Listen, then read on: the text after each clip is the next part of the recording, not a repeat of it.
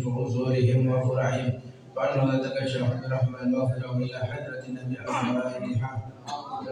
بسم الله الرحمن الرحيم. الحمد لله رب العالمين الرحمن الرحيم مالك يوم الدين، إياك نعبد وإياك نستعين اهدنا الصراط المستقيم صراط الذين أنعمت عليهم غير المغضوب عليهم ولا الضالين رب اغفر لنا وإلينا آمين.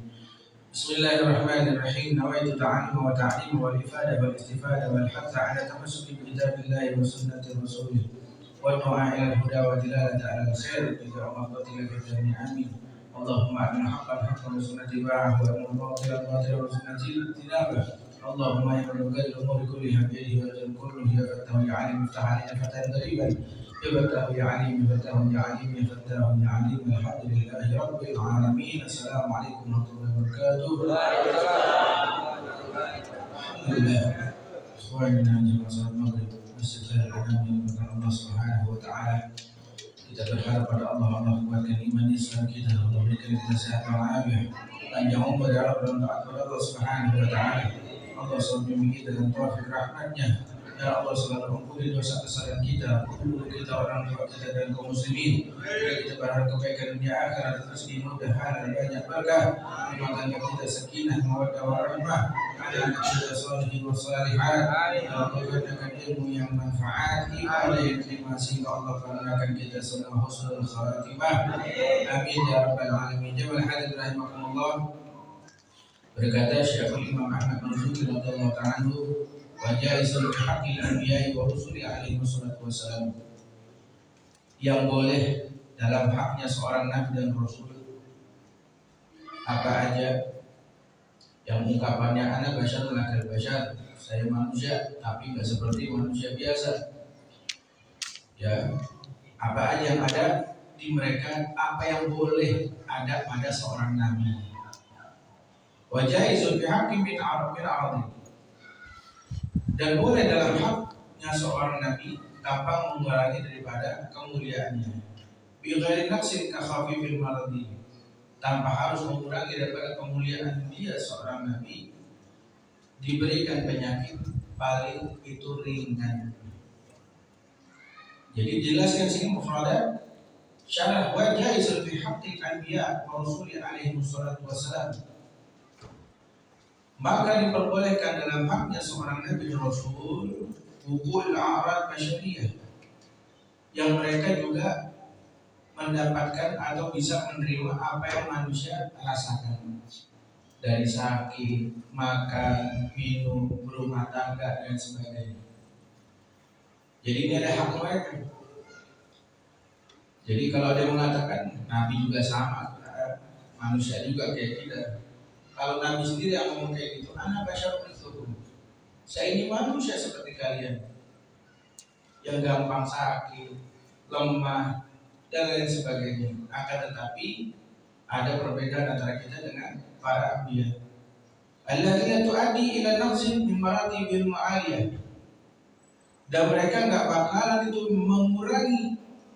Misalnya Allah berikan mereka suatu keadaan sebagai manusia, tapi enggak mengurangi derajat mereka sebagai seorang nabi.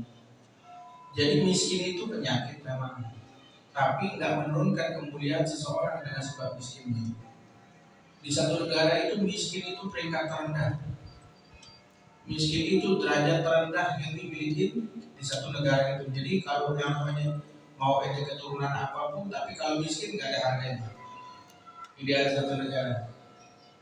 Tapi di dalam Islam tentang kemuliaan Nabi, miskin ini bukanlah kekurangan dari seseorang, tapi kebodohan adalah kekurangan dari seseorang.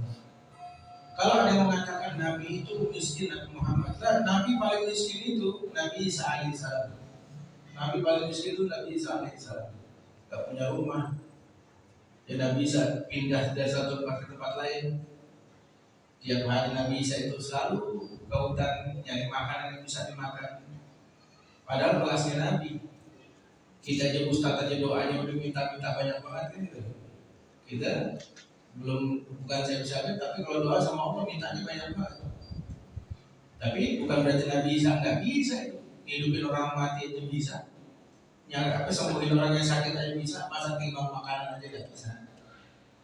Tapi karena mereka fatona, mereka ini cerdas, mereka ini pelayannya Allah, bukannya Allah yang melayani mereka. Jadi gak sembarangan minta ini minta itu.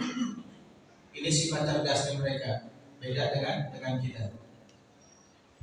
Sampai ketika wafatnya Ibu Siti Maryam pun Nabi Isa alaihissalam tidak tahu, karena ketika itu mengantarkan makanan lihat ibunya sedang mengerjakan sholat. Ya, udah ada sujud, cara sholat di zaman Nabi Isa udah ada sujud. Lihat ibunya ditaruh makanan itu, seandainya selesai sholat, ini makanannya. Terus sampai Nabi Isa tiduran sampai waktu subuh. Lihat ibunya masih dalam keadaan sujud aja. Barulah ada yang mengabarkan malaikat bahwasanya ibunya telah meninggal dunia. Nabi Isa keluar ngabarin ibunya telah wafat. Tapi karena orang miskin, gak ada yang peduli. Gak ada yang peduli, itu sekelasnya Nabi. Gak ada yang peduli.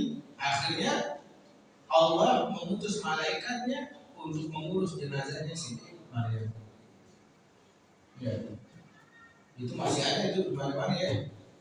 Kalau ada yang meninggal orang miskin kayaknya nggak peduli, kurang. Tapi kalau orang kaya ini masya Allah. Ingat, memang ada tanda 40 orang. Kalau ada yang mati, 40 orang yang nyolati, itu Allah ampuni. Oke, itu Nabi bilang, insya Allah diampuni kalau ada 40 orang yang mensolatkan jenazah. Tapi tentang banyaknya nyolati atau banyak yang ikut kuburnya, belum tentu menandakan orang itu baik. Belum menjadikan ketentuan bahwasanya orang itu baik. Ada seorang ulama yang itu gak pernah mau nyusahin orang, gak pernah mau nyusahin orang. Sampai dia berdoa, ya Allah kematianku jangan sampai sebab kematianku nyusahin orang banyak. Sampai ketika beliau wafat yang ada kuburan cuma keluarganya doang. Karena permintaannya, gitu ya. Ini masya Allah, kita itu bukan sampai-sampai kadang yang nganterin jenazah banyak kok. Kadang si mayitnya malah dapat dosa itu keluarga si mayit. Kadang yang nganterin jenazah itu kadang bungis-bungis semuanya. Yang naik motor dapat lampu merah, bawa bendera ini ngumpulin mobil yang lain ini itu dan sebagainya. Kasar-kasar. Sian itu mayit, walaupun pengen disegerakan tapi tak begitu caranya. Bahkan Nabi kita, Nabi Isa alaihissalam, Nabi Muhammad ini kalau untuk baca kisahnya di dalam kitab Sa'adat Ibrahim Yusuf Al-Mahdi itu, bahwasanya Nabi Muhammad itu pernah diiriin sama non muslim, sama orang kafir, punya kambing banyak. Kata Rasulullah, apakah kau ingin? Benar Rasulullah dikasih semua kambingnya sama orang kafir ini. Karena bagi Rasulullah dunia ini tidak ada berharganya kecuali dimanfaatkan dalam keadaan yang baik. Karena Rasulullah tahu nggak pernah mau bermusuhan dengan siapapun, apalagi non-muslim dalam urusan dunia. Aiman bin Habib juga begitu, pernah diakuin kalau nggak salah tanahnya atau mobilnya. Anaknya Salibah, harta kita insya Allah diambil sama orang. Seandainya dia muslim bukan muslim, seandainya dia mau ngaku di pondok tanahnya dia silahkan. Sampai segitunya ya. Kalau kita bisa ya kita lawan terus PKB aja, kita lawan terus sampai rumah kendaraan dan lain sebagainya. Dan nggak mungkin seorang nabi itu ditimpa penyakit. Ya. Jadi nabi itu anna ya'taqid annahum alaihi salatu wasallam yata'arradu bima yata'arradu lahu bi ghairi min al-bashar min al-akal.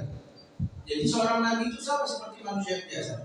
Mereka makan, mereka minum. Mereka makan, mereka minum. Rasulullah bukan nggak pernah makanannya pernah Rasulullah nggak keisi makan perut, masuk keisi sebagaimana manusia yang biasa.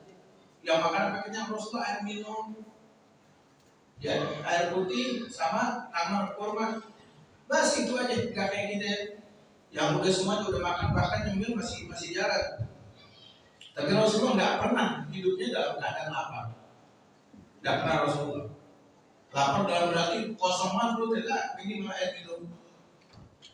Ibnu Abu Hurairah kalau nggak salah itu. Abu Hurairah dulu di pinggir jalan. Lapar perut udah bunyi keroncongan, udah bunyi kayak gitu Abu Hurairah. Saya bakar lewat. Assalamualaikum Bapak Bakar. Apa kabar? Bapak Alhamdulillah, ngapain di situ? Ya, dia diam aja karena malu untuk minta. Lewat Sayyidina Umar, sampai lewat Sayyidina Utsman. Begitu. Padahal Sayyidina Bakar berharap, Sayyidina Abu Hurairah berharap ini ada tahu, ada yang peka dari sahabatnya. Kenapa ini lapar? Ayo ke rumah, ada yang ngajak begitu. Sampai akhir Rasulullah lewat. Assalamualaikum ya, assalamualaikum ya Rasulullah. Rasulullah senyum aja. Ayo. Di rumahnya Rasulullah cuma punya susu semangkuk. Gitu kan? Abu Hurairah udah senang aja.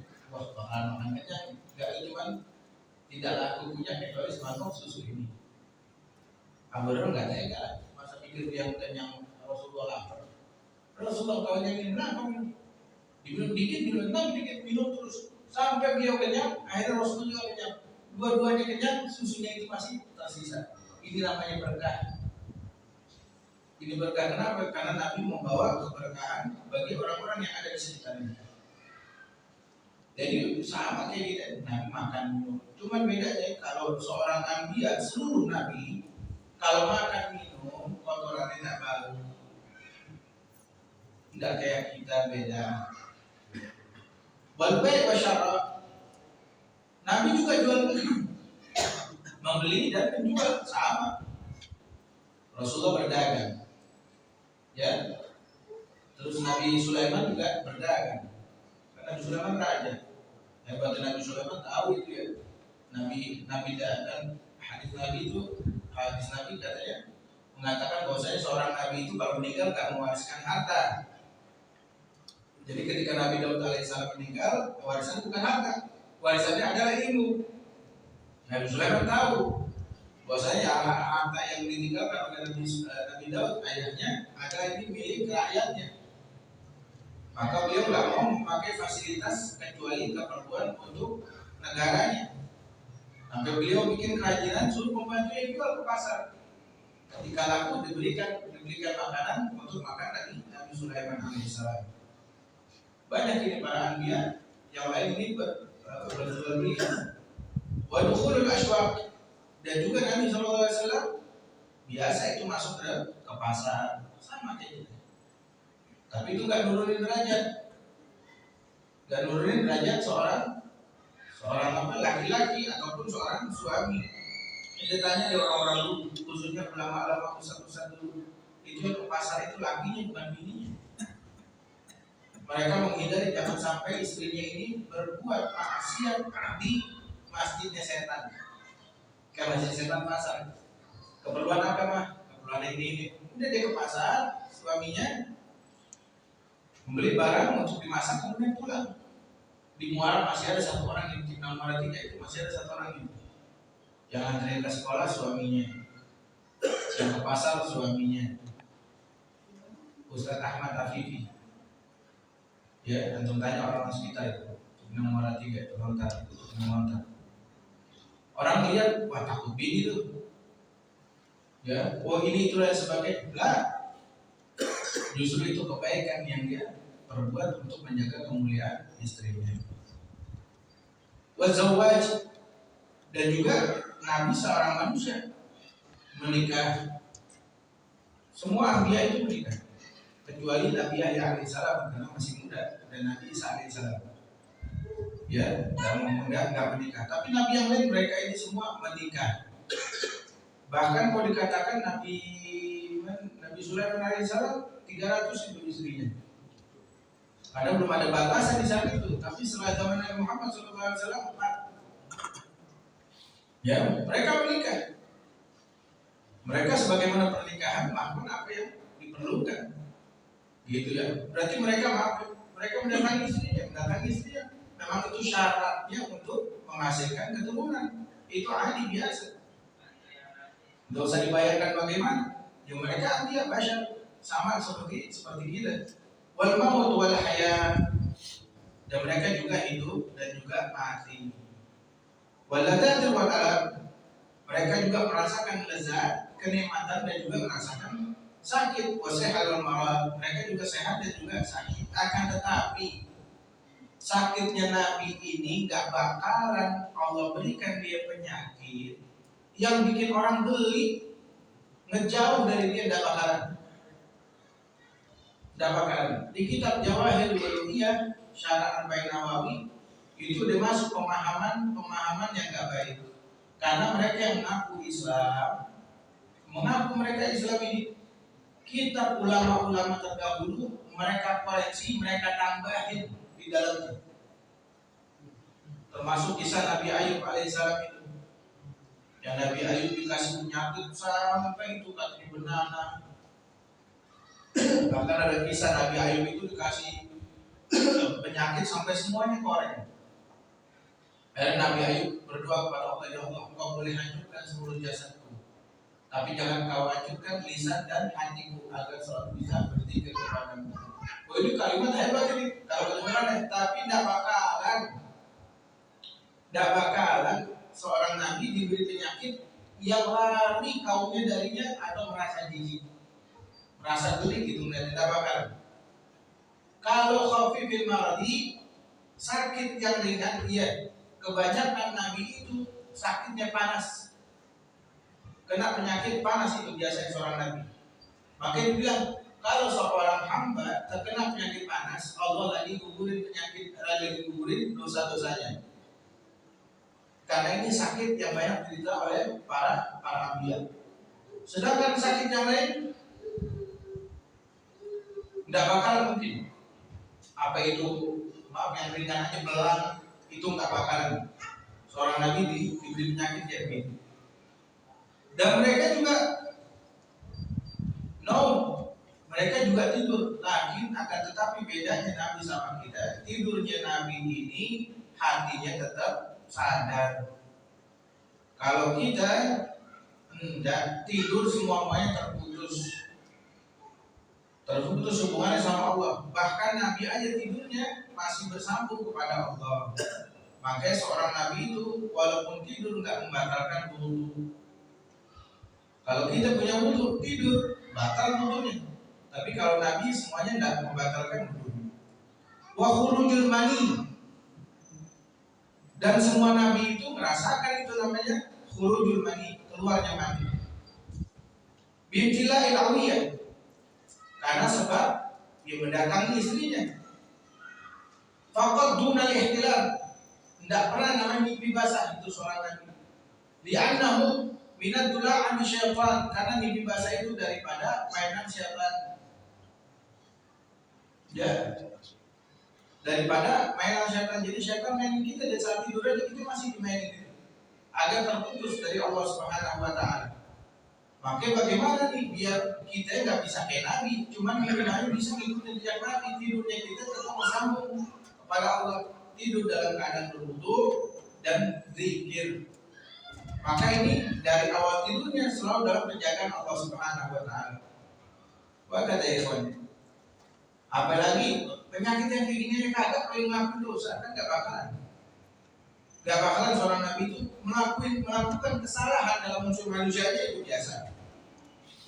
Itu dalam unsur manusiawinya. Rasulullah cenderung marah kepada seseorang, ya, nabi-nabi yang lain. Nah, Nabi Musa nggak sengaja mukul, nggak ada niat membunuh, mukul nggak mati di orang Bani Israel. Dan sebagainya itu biasa. Akan tetapi kalau yang lain nggak bakalan. Kalau kita lihat itu Nabi Adam alaihissalam, ketika digoda sama iblis, Nabi Adam udah bilang, kagak bisa iblis. Allah melarang itu makan buah khuldi. Iblis gimana caranya biar Nabi Adam percaya? Dia buat nama Allah. Wallahi, demi Allah, kata iblis. Demi Allah. Ini Allah yang bilang kalau kamu makan itu, kamu bakalan kekal di surga. Karena Nabi Adam ini ta'zimnya sama Allah. Ya, kewibawanya Allah itu begitu hebat di matanya. Nabi Adam alaihissalam tanpa pikir panjang lagi, kalau dia buat nama Allah, udah nyerah. Makanya dibilang nih, kesalahan hebat, keren. Kalau kita boleh katakan ya, ini keren ini Nabi Adam alaihissalam. Salahnya salah keren. Karena udah bilang demi Allah, bukan nama Allah, udah makan aja tuh. Nggak taunya disalahin ya. Akan tapi hebatnya Allah masih dalam Quran. Ya udah, kalau mau ampun dikasih cara istighfarnya, dikasih tahu. Kalau kita udah jalan nyebutin nggak bakalan kasih solusi, udah salah terus diajar. Begitupun sama misalnya ada lagi duduk tiba-tiba ada kawan bilang itu disuruh abunya disuruh sananya petek sama, masya Allah, anda langsung jalan deh. Langsung jalan. Kenapa? Karena di mata guru kita ini, masya Allah. Nanti kalau dibilang atas nama guru kita, udah kita langsung jalan. Begitupun Nabi Adam yang salah. Nah, ini banyak yang sifat iblis. Bohong aja pakai bohong nama demi Allah. Ini itu dan sebagainya. Semua nabi tidak bakalan melakukan dosa. Manusia ada melakukan kesalahan. Di surat An-Najm ini, Anda tadi baca mikir berbunyi masya Allah ya. Ayat 31. Alladzina yajtanibuna al-kaba'ira ismi wal fawahisha illa lamam. Mereka orang yang mencegah daripada perbuatan dosa yang besar. Wal fawahish, dan mereka melakukan perbuatan buruk. Ibnu Abbas mengatakan dosa besar itu apa? Dosa yang ada hukumannya di dunia. Zina dirajam, mencuri dipotong, sumpah palsu. Berarti bohong itu termasuk, atau sumpah palsu dalam bohong itu termasuk bagian dosa besar. Syekh Muhammad Syahad kemudian saya itu ngarang kitab tentang kabair, judul kitab itu tentang dosa-dosa besar. Jadi kita bisa bilang. Terus dosa kecil bagaimana? Dosa kecil itu misalnya zina mata. Yang manusia nggak luput darinya, misalnya itu, nggak bakal luput darinya. Yang melakukan kesalahan yang nggak bakal luput. Ngelihat yang nggak pantas, gitu kan ya? Kita nggak mau melihat perempuan yang auratnya terbuka, tapi kalau lagi di jalan ada gambar-gambar gitu, ya. Yang iklan-iklan itu gambar perempuan. Itu mereka bakal masuk dalam surganya Allah Subhanahu wa Ta'ala. Mereka meninggalkan dosa besar dan berhati-hati terhadap dosa yang kecil. Akan tetapi dalam usul manusiawinya, kadang manusia ini nggak luput darinya. Misalnya dosa-dosa kecil, kakinya zina. Gimana zina kaki? Melangkah ke tempat-tempat yang tidak baik, gitu ya. Tamasya boleh kemana aja, tapi di sini bercampur laki dan perempuan. Tidaknya nggak nyentuh nggak, tapi berjalan ke tempat-tempat yang tidak baik. Pernah mukul orang, ini bagian daripada dosa-dosa kecil yang mereka minta ampun kepada Allah, Allah ampuni. Maka ada sebagian orang yang bilang, udah Ustaz, kayak Ustaz nggak bikin dosa aja, kayak merasa manusia suci aja. Ada orang yang bilang kayak gitu. Akan tapi mereka kalau melakukan kesalahan, segera bertobat pada Allah. Ada manusia melakukan kesalahan, maksiat, nggak mau bertobat pada Allah, bahkan nanti dosa-dosa besar aja berani. Bulan puasa mereka nggak puasa, mereka terang-terangan nggak puasa di depan orang banyak. Bahkan di malam takbiran mereka maksiat, mabuk. Udah banyak yang nungguin tuh. Ya udah banyak yang nungguin tuh, ahli maksiat mungkin malam takbiran ini di patungan kita beli minuman, ngerayain. Itu banyak itu maksiat di bulan Ramadan itu. Sampai di malamnya, malam Idul Fitri. Seakan-akan mereka menolak tiket untuk surganya Allah Subhanahu wa Ta'ala.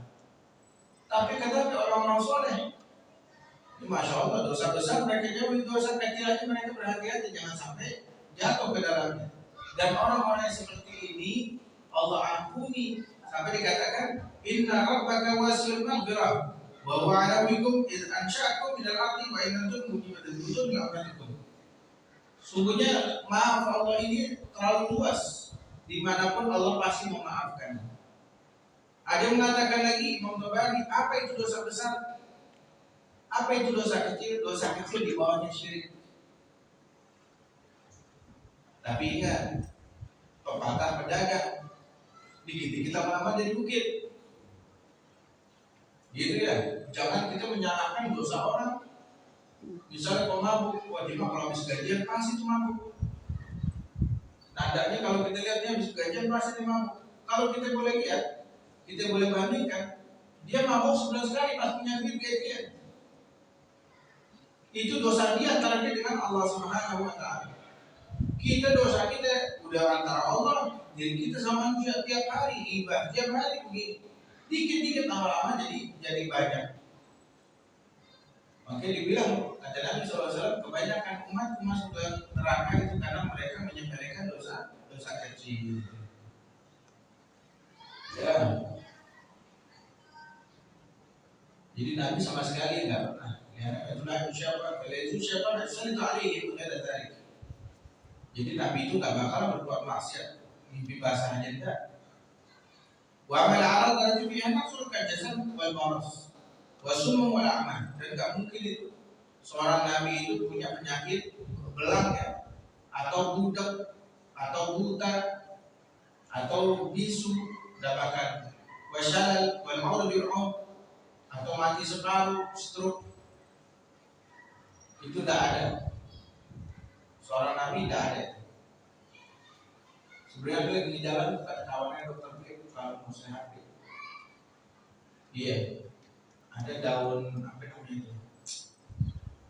Yang biasa Nabi pakai buat nguras kotoran di ususnya itu per sebulan sekali, 3 bulan sekali itu Nabi. Lupa nama daunnya itu. Tapi dia bilang terutama seminggu aja, jangan makan gula yang mengandung tepung itu seminggu. Pokoknya semuanya enggak bikin sambal jangan pakai gula. Ya. Berarti gorengan pokoknya yang mengandung ada gulanya, ada tepung seminggu aja jangan, coba lihat perubahannya. Baru berjalan 2 hari, tadi dikasih ke atas lupa gorengan hajar lagi. Susah juga habis apa makanan ini sekali pakai gula. Bingung juga, cemilan-cemilan aja, cemilan-cemilan pakai gula itu. Jadi kalau seminggu aja, nggak usah lama, seminggu aja jangan makan apa yang mengandung gula sama tepung. Coba lihat, nanti ya, kalau jalan 2 hari malah udah enak kan? Karena gula itu katanya membuat kita lemas. Dia tidak, Allah alam. Tapi ngerasain sih kalau makan apa yang mengandung gula kayak misalnya martabak itu makan 3 biji udah itu mah semuanya makan nasi gak sudah ya. Tapi benar insyaallah. Kalau mustahil alaihi mawakila ila Syuaib alaihi salam karena dharira la asla lahu. Nah di sini dikatakan bahwasanya Nabi Syuaib alaihi salam itu dapat penyakit buta. Bapaknya Nabi Yusuf alaihi salam saking banyak nangisnya sampai jadi buta, akhirnya dibawain bekas bajunya Nabi Yusuf alaihissalam dicium hari abasnya bukan sembuh. Lah, bukan buta. Jadi tidak ada ya kalau cerita Nabi Ayub, Nabi Syuaib itu sampai buta matanya. Lah, tidak ada. Gimana mau bimbing umat kalau buta? Tidak bisa. Makanya Nabi Ayub alaihissalam bukan buta, saking banyak nangisnya sama Allah. Ya, karena sedihnya kehilangan Nabi Yusuf alaihissalam sampai kurang. Itu kan di masa tuanya. Ya. Wa Yaqub alaihissalam inama asalatahu bisyawah wa zalat. Kadzalika wa qila ila Daud yakhruj min jasad Ayyub alaihissalam anadud inda mardihi. Akadzab ya ba'ala. Ada kisah juga bahwasanya itu sampai belatung keluar dari Nabi Yaqub alaihissalam. Ya, Nabi Yakub dikasih cobaan sama Allah sampai di badan beranak keluar belatung. Kisahnya kan begitu kalau dengar-dengar. Ya, akhirnya ditinggalin sama istrinya. Istri nggak capek ngurusinnya. Ada tinggal sama istrinya, marah Nabi Yakub alaihissalam. Nabi Ayub alaihissalam ya marah itu. Dan nanti kalau istrinya balik mau dicampur 100 kali. Ada karena sabar dengan penyakitnya, Allah perintahkan untuk mengetuk karena kemudian keluar air supaya di situ hilang semua penyakitnya. Ketika balik istrinya karena sudah nazar mau campur, bagaimana ya? Akhirnya Allah bilang, udah ambil lidah sampulin itu. Jadi 100 batang sekali pulang, plak. Jadi hitungannya setelah melarang nazar. Ini diambil juga ibrah dari lempar jumroh. Lempar jumroh 2 batu sekaligus hitungannya 1. Tapi kalau 700 sekaligus niatin hitungan 7, gitu beda ya. Ada yang lempar jumlah pakai sendal, lemparin sendal, lemparin aqua itu setan. Ada saking ininya, kalau Jumratul Aqabah kan cuma kayak tembok doang, nggak bakalan itu. Tapi wusta yang lainnya, yang tanggal 11, 12, 13 itu kan kayak dikelilingin batu dengan tengah. Kalau ada yang sampai begini kelewatan, itu kayak kejadian di Mina dulu tahun berapa itu ya. Mungkin saking gemesnya, dan juga ada ukuran batunya. Diambil di Musdalifah, nggak sembarangan ngambil ukuran batunya, itu ada yang bersekongkol begitu doang. Saking apa nih? Dia dapat apanya mungkin ya ketika haji, saking gairahnya, saking semangat sampai lempar kalau dia kan orang yang disuruh ada rumahnya ada lagi digotong itu keluar. Dan lemparnya ada caranya, ya. Ini diambil semua dari Ibrahim. Nanti insya Allah tentang para anbiya belum kan. Nanti cerita bagaimana Nabi Adam alaihissalam, bagaimana Nabi Yahya alaihissalam. Kehidupan Nabi Yahya bagaimana, wafatnya beliau bagaimana, ibadah yang dilakukan bagaimana. Itu biasa di Sungai Efrat. Nabi Yahya alaihissalam menyuruh umatnya untuk bersih-bersih di sungai. Masih kepake sampai agama Nasrani sekarang, ambil baptis dengan cara cemburin ke air. Itu masih dipakai semuanya. Dan nanti bagaimana Nabi ini, kehidupannya bagaimana, wafatnya bagaimana, insya Allah sampai 25 Nabi itu akan diceritakan di kitab-kitab ini ya, insya Allah. Sampai nanti bapaknya Nabi ini bagaimana nih, sampai kakeknya semuanya, dari Sayyidina Adnan sampai Sayyidina Abdullah. Itu nanti ada dua lagi kitabnya beda tentang kehidupan keluarganya kakeknya Nabi. Yang banyak orang bapak, yang banyak orang bilang bapak ibunya Nabi di neraka gitu ya, karena kafir. Gak meluk Islam, bagaimana meluk Islam? Bapak ibunya Nabi, ya Nabi belum disyariatkan untuk menyebarkan Islam, dia meninggal duluan masih kecil, umur 10 tahun ibunya meninggal, baru umur 2 tahun bapaknya meninggal. Tapi mereka ahli fitrah. Nanti bakal jelaskan insya Allah, bakal membaca ini kitab sangkaan sebagian yang orang Islam sendiri mengatakan bapak ibunya Nabi ada di neraka. Bakal membantah ini nanti kitab ini. Wa mimma yadullu ala wuqu'il a'rad al-bashariyah fi haqqihim qaulu ta'ala ma li hadzal rasuli ya'kulu ta'aman wa yamshi fil aswaq. Di dalam firman Allah Subhanahu wa taala surat Al-Furqan, tidaklah seorang rasul itu kecuali mereka juga makan makanan dan mereka juga berjalan di pasar. Wa qaulu ta'ala, dan Allah juga berfirman di dalam surat Al-Furqan juga, wa ma arsalna qablaka minal mursalina illa innahum la yaquluna ta'aman wa yamshuna fil aswaq. Tidaklah aku utus rasul sebelum kalian, ya daripada rasul-rasul, kecuali mereka juga makan makanan dan juga mereka berjalan di pasar. Jadi banyak ini kisahnya. Nabi Sulaiman aja sampai ke pasar begitu ya. Masih ingat kisahnya? Nabi Sulaiman izin sama Allah mau penjara setan. Gara-gara setan yang manusia itu rusak semua. Ya Allah kasih izin. Kasih izin aku, beri aku kekuatan biar mau penjara setan. Seadanya setan. Semua setan mau dipenjarain. Kata Allah jangan. Minta juga.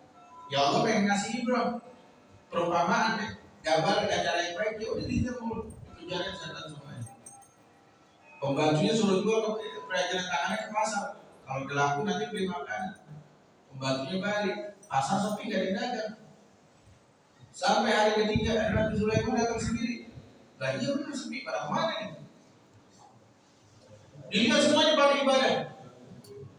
Semua pada ibadah semuanya. Ya Allah kenapa ini? Itu akibat kau penjarain setan, jadi gak ada ingat dunia lagi udah. Gak ada ingat dunia, semuanya pada ingat akhirat semua. Ternyata setan aja ada manfaatnya juga. Ya, setan itu ada manfaatnya juga. Jadi Allah gak bakal menciptakan sesuatu itu batil, gak bakal sia-sia, gak ada. Pasti semuanya ada manfaatnya. Atau setan itu bikin manfaat juga untuk berkesinambungan kita dalam hidup. Kalau ada setan kita gak mikir besok mikirin sholat, ibadah, itu gak mikirin. besok cari duit di mana, ini mana, dengan cara apa, dagang ini itu dan sebagainya. Ya semuanya ada manfaatnya. Makanya kalau benci jangan terlalu, cinta juga jangan terlalu. Kalau kamu dengar baik jauhi, baik ikutin.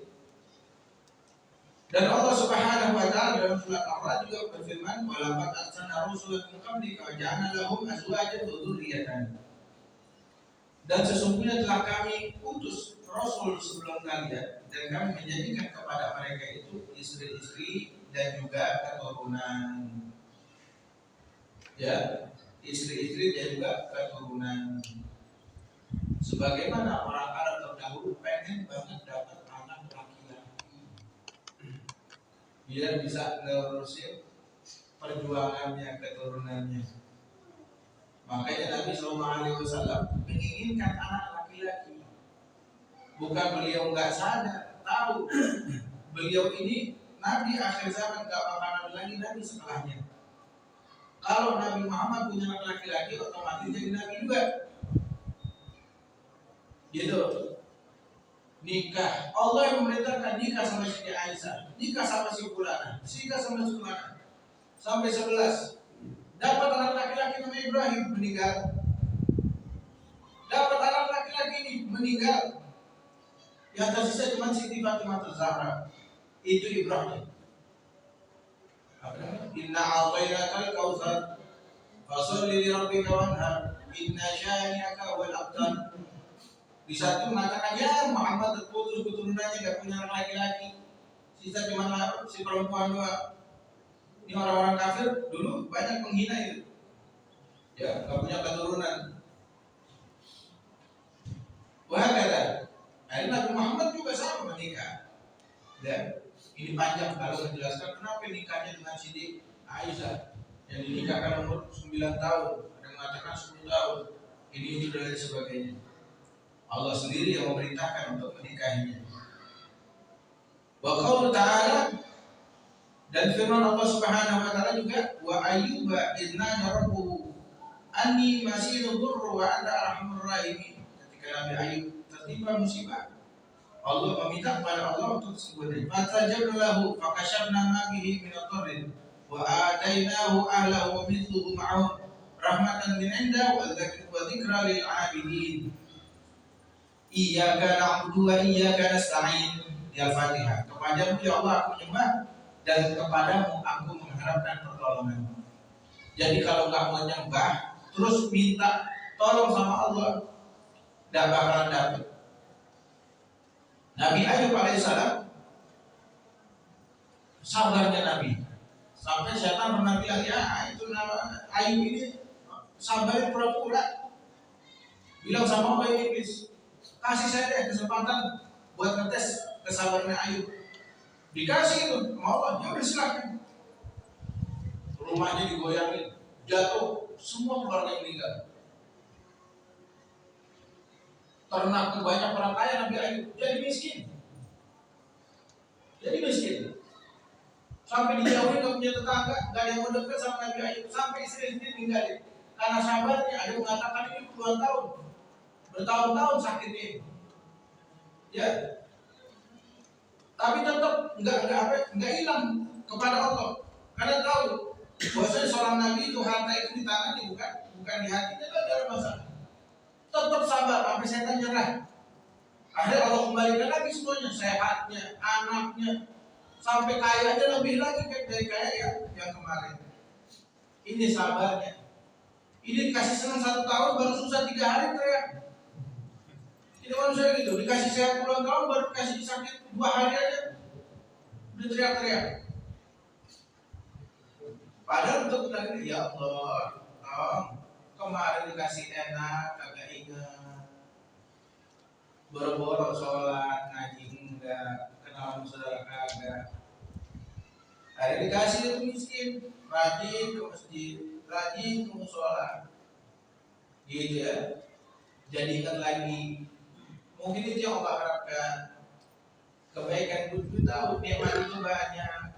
Jangan dipikir cuma semuanya itu sebab karena kebutuhan dia harus cari duit. Iya, tapi mau semuanya sampai gak bisa luangin waktu-waktu yang baik. Punya orang tua gak pernah dijenguk. Orang tua nggak pernah sama sekali dijenguk. Istri lebih pentingin daripada orang tua. Ya, Anda pernah bilang ini setiap jam 2:30 malam pasti Umi Ani nelfon ini. Saya bangun saya, itu pasti nelfon. Anda kepikiran, ya Allah, abahnya udah meninggal udah kayak tahun dari 2010 kemarin, udah mau 14 tahun. Anda lupa suaranya bagaimana orang tua. Kayak pas telepon ada rekamannya, biar Anda nggak lupa suara Umi Ani. Ya, karena kehilangan yang kayak gini ini perih. Ya kalau kehilangan ini masih bisa cari lagi, tapi kalau kehilangan orang tua itu bisa cari lagi. Minimal ada asalnya suaranya orang tua. Ya, alhamdulillah. Gitu ya. Banyak nikmat yang kita lewati. Makanya nggak pandai bersyukur kita pada Allah. Banyak nikmat yang Allah kasih keuangan dan lain sebagainya panjang umur, tapi kita nggak manfaatin buat yang baik. Makanya seringkali bilang nggak bakal kita kuat menjalankan dunia ini kecuali sabar. Nggak bisa kita didik keluarga kita kecuali dengan sabar sama tulus. Orang tua nggak bakal berhasil didik anaknya, guru nggak bakal berhasil didik muridnya kecuali dia punya ini sabar sama tulus. Maka ikhwan, ini Nabi semuanya orang-orang soleh. Ibadahnya nggak perlu untuk orang lain, untuk Allah. Gerak-geriknya semuanya untuk Allah. Jadi nggak peduli dengan manusia. Maka itu namakan orang soleh. Jadi kalau ustaz belum tentu juga soleh. Ya, kalau mau jadi soleh bukan hanya berbuat baik doang, tapi nggak pamrih, nggak ria, semuanya karena Allah. Ini baru namanya orang soleh. Gitu ya. Walaupun nggak nyampe seperti derajat Nabi, minimalnya kita sudah berusaha mengikuti jalannya Anbiya. Jadi orang soleh ini nggak gampang ya ikhwan, kecuali dengan cara dilatih. Wah kata jadi Nabi dan Rasul ini tidak ada yang Allah berikan penyakit hina atau dari keturunan yang hina tidak bakal. Ini bakalan menangkis akal kita dalam menyangka hal-hal yang tidak baik tentang keberadaan seorang Nabi Shallallahu Alaihi Wasallam. Alaihi Wasallam. Wallahu a'lam bishawab.